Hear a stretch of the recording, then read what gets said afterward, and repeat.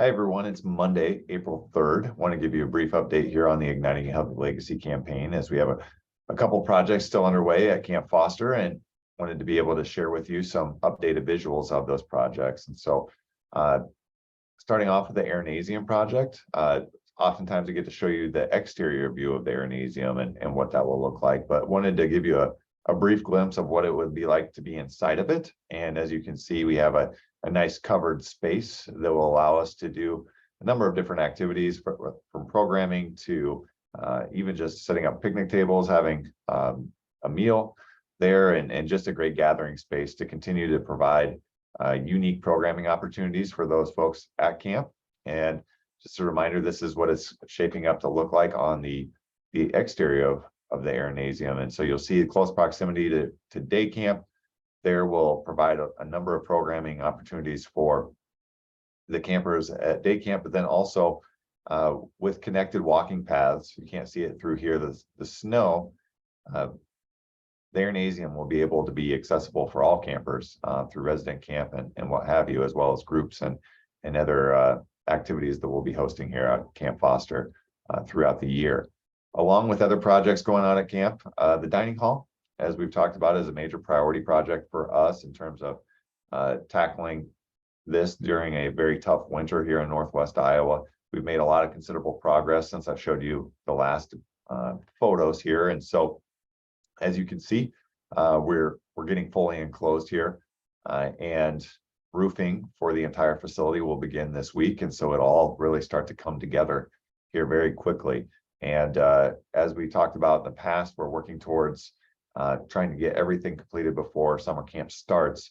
We're working on a couple of different ways to be able to phase this, if need be, to operate camp in a successful manner. And so interiorly, this is where kitchen space is coming together. And so walls are going up, things are beginning to get finished, and a lot of things are happening. Kitchen equipment will start to arrive here in the next week or so. And so this is a photo from early last week. And so there's been a lot of considerable progress that's been made since this photo was even taken. Along with that, as I showed the new dining space, which this is going to be an additional dining room, just giving you a glimpse of from the inside here. And so really matching what it looks like on the other dining hall in terms of exposed ceiling, being able to have a nice view of the lake there and providing us just more space and resources for those bad weather days.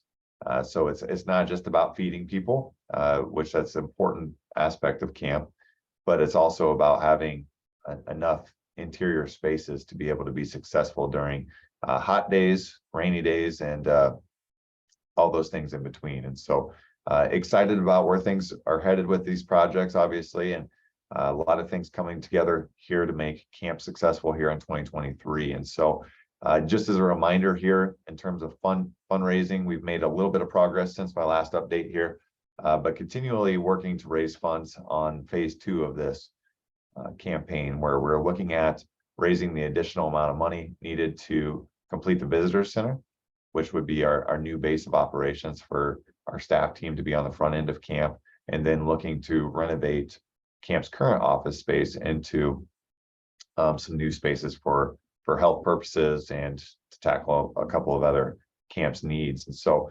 we're looking to raise about $1 million still at this point, and excited about a number of you saying you're willing to continue to help with this, and look forward to being able to bring a number of you to Camp Foster this summer to be able to show you what these new spaces look like and what's happening with camp here. And so, as always, happy to have conversations about how things are going, where camp is headed, and what other needs camp has.